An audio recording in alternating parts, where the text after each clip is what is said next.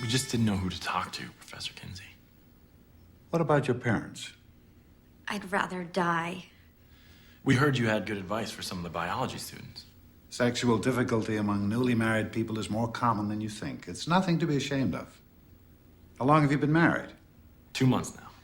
And Emily, you've had absolutely no response during that time. It's like I'm dead down there. We went to the doctor, and he said there's nothing wrong. Does Ben ever use his fingers to excite you? Why bother? Now that we can do the real thing. What's your most common sexual position? There's more than one? Mac and I are still discovering some. Emily, were you sexually experienced before you got married? No. I still thought babies came out of women's navels. Did you ever masturbate? It's all my fault. I'm damaged in some way. I'm frigid. I don't think that's the problem at all. Ben, do you ever perform oral sex on Emily? I don't know what that means, sir. Genital kissing.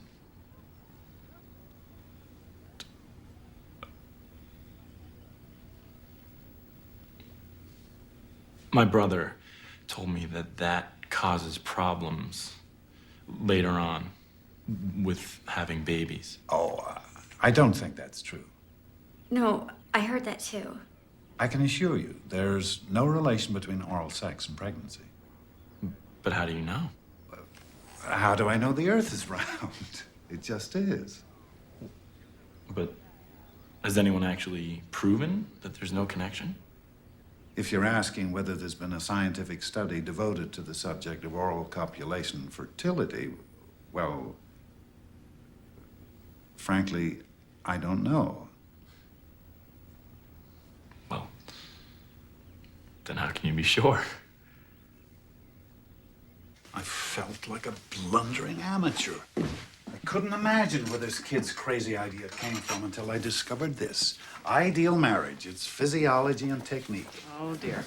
Oral contact, while acceptable as a means of stimulation, is pathological if carried through to orgasm and possibly injurious. I must be in grave danger then. And wait, the hand should never be used for the purpose of sexual excitation. There is but one finger of love with which to approach the female genitals, and that is the male organ. It's all just hooey. Morality disguised as fact. Just do your tie. Some reform-minded undergraduates paid me a visit the other day, Thurman. They are campaigning for a sex course. I already cover sex in the hygiene class. Which the student paper called the most useless course on campus. Oh, Kinsey. I'm glad to see middle age hasn't softened the edges, Mrs. Kinsey. Not only is your class irrelevant, it's irresponsible. There's a VD epidemic sweeping this country, Thurman. And that's my fault? I don't know whether to be insulted or flattered. Besides, there's a cure for syphilis, and it's called abstinence. Penicillin works just as well. Herman, the trustees appointed you to shake things up around here. Why not address the need for sex instruction that deals frankly with students' real questions, real concerns? Open sex instruction promotes daydreaming. It is better to address these matters in a general medical course. You mean an anti-sex course with irrelevant gabble about dahlias and bees? Gentlemen, please. I am going to take the student's proposal under advisement. Good. Don't worry, Dr. Kinsey will be staying late, so he'll get to all of you. Can too much sex cause cancer? Will wearing high heels make me sterile? I think my vagina's abnormally shaped. Can you get syphilis from a whistle? Is homosexuality a form of insanity? I think about my cat. A lot. Does suppressing sex lead to stuttering? Is my penis smaller than most? Does too much masturbation cause premature ejaculation? Is it unusual for my boyfriend to touch my anus? All excellent questions. And they all have the same answer. I don't know. From a sexual standpoint, it's hard to say what's common or rare because we know so little about what people actually do. This leaves most of us feeling anxious or guilty. Am I interested in the right things? Do I do things the normal way? One of the ways of finding out what people do is to find out what they've done. So please, take the time to fill out these sex questionnaires. Try to be as accurate and honest as you possibly can. This will only work, pass that on, please. This will only work if you tell the truth. The one-on-one is turning out to be so elastic.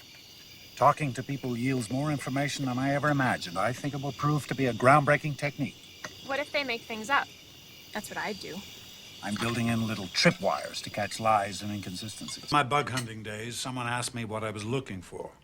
I said I wouldn't know until I saw it statistically. A scientist can only generalize with reliable certainty if he has enough statistical information. That's why I've broken the American population down into 200 major social subgroups. We'll get anywhere from 400 to 1,000 histories from each group for a total of 100,000, give or take a few. It could take 20 years, but at the end, we'll finally be able to answer most of the basic questions about human sexuality. First publication will be a male volume, followed a year later by the female study. Then another 9 books dealing with sex offenders, homosexuality, pregnancy, and abortion, and art, studied from a sexual standpoint, of course. Eddie, I'd like to begin with a few background questions. No, all wrong. Start by putting the subject at ease. Would you care for a drink, Mag? Oh, a glass of water would be very nice. Do anything fun this weekend? My daughters were in town, so I never stopped. We had a marvelous meal Saturday night. Really? What did you cook? Well, I started with a little... See how much more relaxed she's become? If you ease in with innocuous questions, people forget they're giving sex histories. How did you first find out about masturbation? I invented it, son. Sometimes I tie a rope around my balls when I jerk off. And what other masochistic acts do you enjoy? Does that mean queer? How often do you have intercourse? 2 or 3 times. A month? No, a day. How often do you reach orgasm? Once. A day? No, only once. About 20 years ago, I was sitting on a piano stool listening to music. Oh, that's good. How old were you when you first engaged in sexual activity with a partner? 14. How? With horse. How often were you having intercourse with animals at age 14? It's true. I fucked a pony. You are a genius. How did you know? You just said you had sex with a horse. No. Horse. Not horse. Horse. Do you find my answers typical? Am I normal? Am I normal? Am I normal? Yes. I found a book in the dining room buffet under all the tablecloths, and I used to put it under my shirt and go into the bathroom and sit and read it, but I was very frightened. She told her mother. I was scared, She didn't and like I it. thought, how'll I get it back? But maybe it was just her mother who didn't like it. Before you know it, the police banging on the front door. I didn't even know it was illegal. And now I'm in here for 5 years. Me out in the field. I guess I was about 9, 10. Now, And I said she's gonna show me a new game called pudding. And well, I guess I kind of liked it. Horses in the stable? No. Out in the field. By watching them play stuff. feel exciting. So is that the age when the penis can go And I got inside? you for change. But it felt good. I thought it was funny, but I used to ask my wife. Well, she kind of showed me what to do. You weren't a virgin. You were a fallen woman. Nobody would want you. Tested us for So you- masculine and feminine traits. They were both naked. It was I part of took it. off my clothes and I Supposed to. her neck. Well, Get it. Had a good sex pretty young. sexual. Love 2 seconds.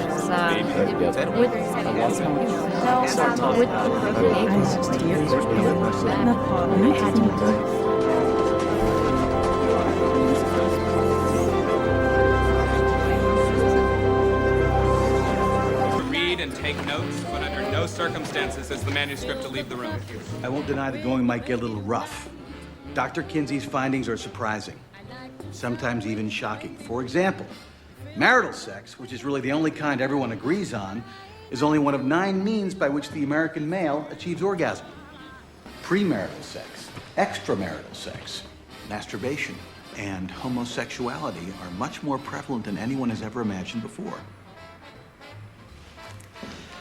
I can assure you that Dr. Kinsey has done everything in his power to present this book tastefully. According to the Kinsey report, every average man you know much prefers his lovey-dovey to court where the temperature is low. But when the thermometer goes way up and the weather is sizzling hot, Mr. Gob for his squad, That'll be a $6.50, Marine please. for his queen, a GI for his cutie pie is not, 'cause it's too darn hot. It's too darn hot. It's too darn hot. Observation. It's too But in a Puritan culture, sex remains a dirty secret, often made dreadful. It's too Mark my words, as soon as the publicity dies down, the American public will greet this book with the thundering silence it deserves.